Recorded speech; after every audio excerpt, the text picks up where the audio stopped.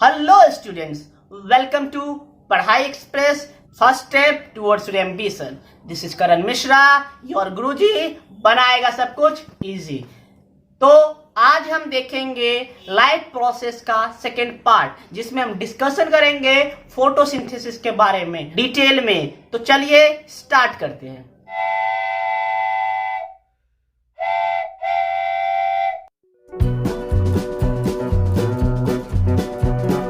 Hello students, तो आज हम लाइफ प्रोसेस का लेक्चर नंबर 2 कर रहे हैं, जिसमें हम देखेंगे न्यूट्रिशन इन प्लांट।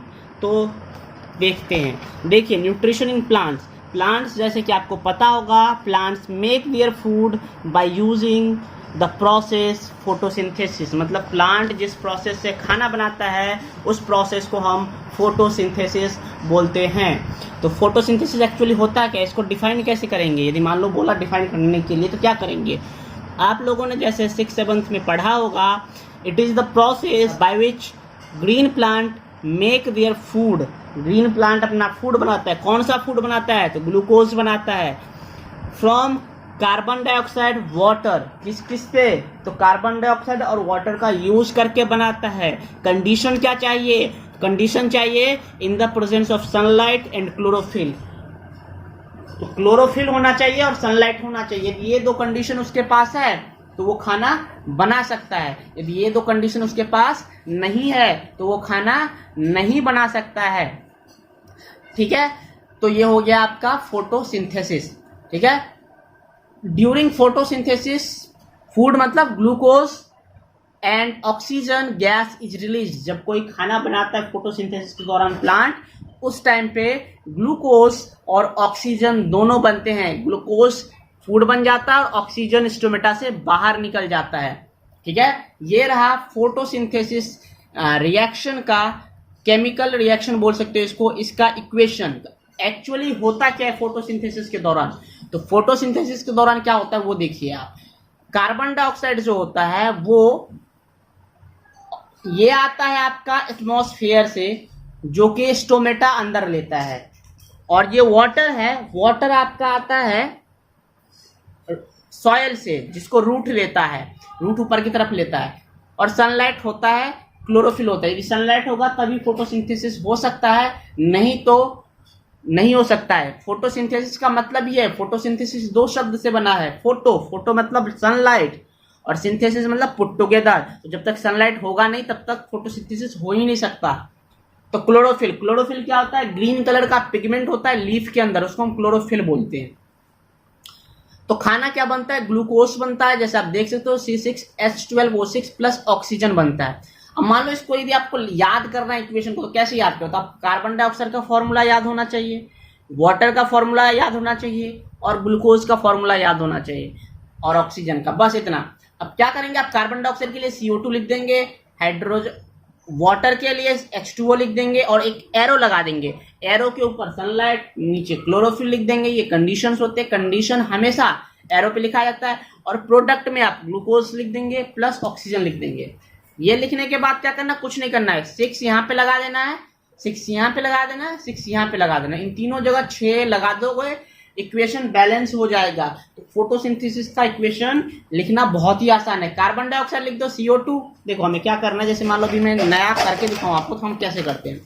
देखो हम लोग क्या करेंगे, यहाँ पे कार्बन डाइऑक्साइड लिख देंगे प्लस वाटर लिख देंगे, यहाँ पे सनलाइट लिख दो, यहाँ पे आप लिख दो क्लोरोफिल, यहाँ पे फूड जो बनता है C6H12O6 प्लस में आप लिख दो O2। अब कुछ नहीं करना, यहाँ पे 6 लगा दो, यहाँ पे 6 लगा दो, यहाँ पे 6 लगा दो। ये आपका बन गया किसका इक्वेशन? ये इक्वेशन हो गया फोटोसिंथेसिस का। तो फोटोसिंथेसिस का इक्वेशन बनाना बहुत ही इजी है। द ग्रीन कलर पिगमेंट, जो लीफ में ग्रीन कलर का पिगमेंट पाया जाता है, जिसके कारण प्लांट का कलर ग्रीन होता है, उस पिगमेंट को हम क्लोरोफिल बोलते हैं। वही लिखा हुआ है, the green colour pigment called chlorophyll present in the leaf. Leaf में होता है ये। The function of the chlorophyll is to trap the sunlight. Function जो होता है क्लोरोफिल का वो होता है सनलाइट को ट्रैप करना, मतलब सनलाइट को एब्जॉर्ब करना। ये आपका फंक्शन होता है क्लोरोफिल का। लीफ को हम किचन ऑफ द प्लांट बोलते हैं। क्यों बोलते हैं किचन ऑफ द प्लांट? क्योंकि लीफ में ही खाना बनता है, ठीक है। हमारा जैसे किचन में खाना बनता है, प्लांट का लीफ में बनता है, तो इसीलिए हम लीफ को किचन ऑफ द प्लांट भी बोलते हैं। एक्स्ट्रा ग्लूकोज, अब देखो प्लांट फोटोसिंथेसिस तो दिन में ही करेगी, रात में तो करेगी नहीं, क्योंकि रात में तो सनलाइट होता नहीं है। लेकिन रात में यदि वो खाना खाएगा तो कहाँ से खाएगा? हम लोग क्या करते हैं, खाना जो एक्सेस बनाते हैं उसको हम लोग रेफ्रिजरेटर में स्टोर करते हैं ताकि खराब ना हो। प्लांट भी वही सेम करता है, खाना बनाता है ग्लूकोज के फॉर्म में, लेकिन इसको स्टोर करता है स्टार्च के फॉर्म में ताकि ये खराब ना हो, इसको यूज किया जा सके। तो स्टार्च के फॉर्म में ये खाना को, जो भी एक्स्ट्रा खाना बना है उसको ये स्टोर करके रख लेता है, ठीक है, रख लेता है। ड्यूरिंग फोटोसिंथेसिस जो सोलर एनर्जी होती है वो कन्वर्ट हो जाती है केमिकल एनर्जी में। ये भी इंपॉर्टेंट है, कभी कभार पूछ देता है जो फोटोसिंथेसिस के दौरान कौन सी एनर्जी में कन्वर्ट होती है। तो सोलर एनर्जी कन्वर्ट हो जाती है आपकी केमिकल एनर्जी में, क्योंकि सनलाइट से जो एनर्जी आती है वो फूड बन जाती है। तो फूड क्या है? फूड एक केमिकल एनर्जी है। Photosynthesis occurs in 2 phase. देखो अभी तक हमने बस फोटोसिंथेसिस होता ये पढ़ा था, अब ये समझो फोटोसिंथेसिस 2 फेज में होता है। एक फेज होता है डार्क फेज, दूसरा होता है लाइट फेज। तो लाइट फेज जो होता है ये होता है आपका ग्रैना में। ग्रैना जो होता है प्लूरल वर्ड है, ग्रैना का सिंगुलर होता है ग्रैनम, GRANNUM, ग्रैनम इसका सिंगुलर होता है। डार्क फेज होता है स्ट्रोमा में। डार्क फेज कहाँ पे होता है? स्ट्रोमा में। अब ये क्या होता है ये हमें अभी नहीं पढ़ना है, ये हमें पढ़ना है आपको कब? 11th 12th में, जब आप बायो रखोगे 11th में। Condition necessary for photosynthesis.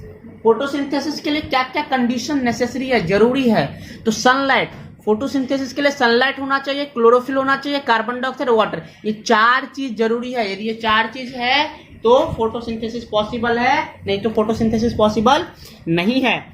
अब देखो यदि आपको कोई बोले पत्ती में से आप क्लोरोफिल निकाल के दिखाओ, कैसे निकालोगे? तो उसके लिए कुछ नहीं करना है, हमें लीफ को बॉयल कर देना है अल्कोहल में। लीफ को यदि हम अल्कोहल में बॉयल कर देंगे तो उससे क्या हो जाएगा? उससे उसका क्लोरोफिल निकल जाएगा, ठीक है।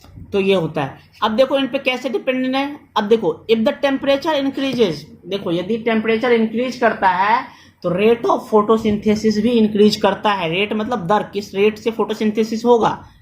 तो temperature increases, rate of photosynthesis also increases. Temperature बढ़ने से रेट ऑफ फोटोसिंथेसिस बढ़ता है। कब तक? टिल 40 डिग्री, 40 डिग्री सेल्सियस तक बढ़ेगा। 40 डिग्री सेल्सियस पे जाके ये सैचुरेट हो जाता है, उसके बाद ये बढ़ना बंद कर देता है, मतलब फिक्स हो जाती है उसकी रेट, उससे ज्यादा नहीं होती है। तो after that it does not increase, उसके बाद वो सैचुरेट कर जाता है, मतलब उससे ज्यादा फोटोसिंथेसिस का रेट नहीं हो सकता है। मान लो 10 डिग्री है तो 10 डिग्री से ज्यादा 15 डिग्री पे होगा, 15 डिग्री से ज्यादा 20 पे होगा, 20 से ज्यादा 30 पे होगा, 30 से ज्यादा 40 पे होगा, लेकिन 40 से ज्यादा किसी पे नहीं होगा। 40 के बाद फोटोसिंथेसिस का रेट नहीं बढ़ता है। Amount of carbon dioxide, carbon dioxide की अमाउंट यदि बढ़ाओगे तो फोटोसिंथेसिस ऑल्सो बढ़ेगा, मतलब उसका रेट ऑल्सो बढ़ेगा। कार्बन डाइऑक्साइड जितना ज्यादा होगा फोटोसिंथेसिस की रेट उतनी तेज होगी। Only green plant and some bacteria have chlorophyll. देखो क्लोरोफिल किसके पास होता है? जैसे कि मैंने बताया था ग्रीन प्लांट के पास होता है, और कुछ बैक्टीरिया होता है जैसे साइनोबैक्टीरिया हो गया, इन सब के पास होता है। तो ये सब फोटोसिंथेसिस परफॉर्म कर सकते हैं, ठीक है। स्टार्च का टेस्ट कैसे करते हैं? जैसे मान लो प्लांट खाना बनाते हैं स्टार्च, तो स्टार्च का टेस्ट करने का तरीका क्या है? स्टार्च का टेस्ट करने का तरीका ये है, स्टार्च मतलब तुम यदि कहीं पे भी स्टार्च है उस पर यदि तुम आयोडीन सोल्यूशन डालते हो तो वो ब्लू ब्लैक कलर में चेंज हो जाएगा। तो इसका टेस्ट हम ऐसे कर सकते हैं, हम क्या करेंगे, लीफ में से क्लोरोफिल पहले निकाल देंगे। लीफ में से क्लोरोफिल निकाल देंगे, कैसे निकालेंगे? बॉयल करके अल्कोहल में, अल्कोहल में बॉयल करके हम उसका क्लोरोफिल क्या करेंगे? निकाल देंगे। फिर उस पर यदि हम स्टार्च का सोल्यूशन डालेंगे ना तो वो ब्लू ब्लैक हो जाएगा। ब्लू ब्लैक हो जाएगा तो इससे हमें समझ में आ जाएगा जो यहाँ पे स्टार्च है यानी उसने फूड बनाई है, ठीक है। तो स्टार्च का टेस्ट करने के लिए हम आयोडीन का सोल्यूशन लेते हैं, आयोडीन का सोल्यूशन स्टार्च पे डालते हैं तो ब्लू ब्लैक बन जाता है। लीफ में यदि हमें देखना है स्टार्च है या नहीं तो उसके लिए पहले हमें लीफ को बॉयल करना पड़ेगा अल्कोहल में, जिससे उसका क्लोरोफिल निकल जाएगा। फिर हम उस पर आयोडीन का सोल्यूशन डाल देंगे तो हमें पता चलेगा यदि वो ब्लू ब्लैक हो गया वहां पे स्टार्च है, नहीं हुआ तो नहीं है। Carbon dioxide and water are called raw material. देखो रॉ मटेरियल क्या होता है? जो तुम खाना बनाते हो, जैसे मान लो तुम दाल बनाते हो, दाल का रॉ मटेरियल क्या है? दाल है, तेल है, जो सब मेन चीज उसके अंदर डालते हो। और जो फ्यूल है वो रॉ मटेरियल में नहीं आता है, तो फोटोसिंथेसिस का रॉ मटेरियल कार्बन डाइऑक्साइड और वाटर ही है। सनलाइट तो फ्यूल जैसा काम करता है ना, तो वो नहीं है। तो फोटोसिंथेसिस का मेन रॉ मटेरियल यदि पूछे तो कार्बन डाइऑक्साइड और वाटर बोलना है, ना कि बाकी सारे बोलना है। ठीक है। Plants obtain carbon dioxide with the help of stomata. Plant carbon dioxide कहां से लेता है? स्टोमेटा से लेता है। ये स्टोमेटा क्या होता है? तो स्टोमेटा का स्ट्रक्चर बुक में देखो और 6-7 क्लास में पढ़ा होगा, फिर से मैं बता देता हूं। स्टोमेटा का जो स्ट्रक्चर होता है वो कुछ ऐसा होता है। देखो, सबसे पहले लीफ का स्ट्रक्चर समझो। मान लो ये हमारा लीफ है, लीफ में ये ऐसे लीफ है, तो लीफ का एक ऊपर का पार्ट होता है, एक नीचे। तो लीफ के 3 लेयर होते हैं। ऊपर के पार्ट को हम बोलते हैं, मान लो इसी को मैं ऐसे यहाँ पे लिखूं तो एक लेयर माइक्रोस्कोप से देखोगे तो ये 3 लेयर में बटा होता है। ऊपर के लेयर को हम लीफ को बोलते हैं अपर एपिडर्मिस, बीच वाले को बोलते हैं मेसोडर्म या मेसोफिल बोल सकते हैं, नीचे वाले को बोलते हैं लोअर एपिडर्मिस। अब देखो, जो स्टोमेटा होता है ना वो लोअर एपिडर्मिस होता है। मान लो लीफ ऐसा होता है ना, तो इसको उल्टा कर दो। लीफ ऐसा होता है तो इसको उल्टा कर दो, यानी इसके अंदर तुम्हारा क्या होगा? स्टोमेटा होता है। यहाँ पे टाइनी पोर्स होते हैं। स्टोमेटा क्या है? छोटे छोटे पोर्स होते हैं। वो तुम्हें दिखेंगे नहीं, नेक्ड आई से नहीं दिखेंगे।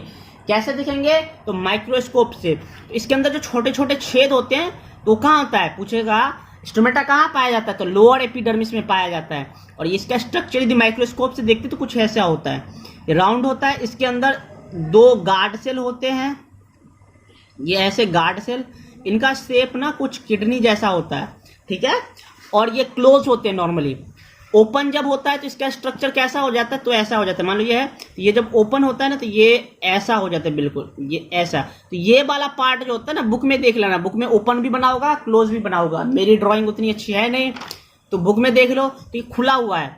तो नॉर्मली स्टोमेटा बंद रहता है। पोर क्या होता है? बंद रहता है। खुलता कब है? तो जैसे प्लांट ने पानी लिया, प्लांट ने पानी लिया तो प्लांट पानी कहाँ से लेता है? रूट से। अब रूट का जो स्ट्रक्चर होता है वो कुछ ऐसा होता है। मान लो ये कोई प्लांट है, इसका ये रूट है, रूट के अंदर रूट हेयर्स होते हैं। ये रूट हेयर जो होता है ना, रूट हेयर यही क्या करता है? पानी लेता है और ये रूट कॉर्टेक्स को देता है। इसके बाद यहाँ पे रूट कॉर्टेक्स होगा, रूट कॉर्टेक्स से फिर ये होते होते ऊपर जाता है।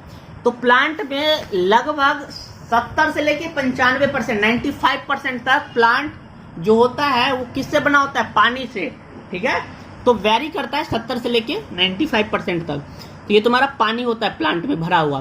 तो वो पानी जब एक्सेस हो जाता है तो उसको निकालना पड़ता है। जैसे हमारे अंदर ही पानी एक्सेस होता है तो हम जाते हैं ना 1 नंबर 2 नंबर, वो क्या करता है? वो स्टोमेटा जो होता है उसके लीफ में स्टोमेटा होता है ना, ये पोर बंद होता है, ये खोल देता है। उस प्रेशर से, पानी के प्रेशर से ये वाला पोर क्या हो जाता है? ओपन अप हो जाता है, खुल जाता है। जब ये पोर एक बार खुल गया तो इसमें से पानी वाटर वेपर के फॉर्म में बाहर आ जाएगा। पानी वाटर वेपर के फॉर्म में बाहर चला जाता है। और पानी जब बाहर जाता है उसी टाइम पे फिर ये कार्बन डाइऑक्साइड इसके अंदर घुस जाता है, CO2 इसके अंदर चला जाता है। तो यहाँ से कार्बन डाइऑक्साइड लेता है प्लांट।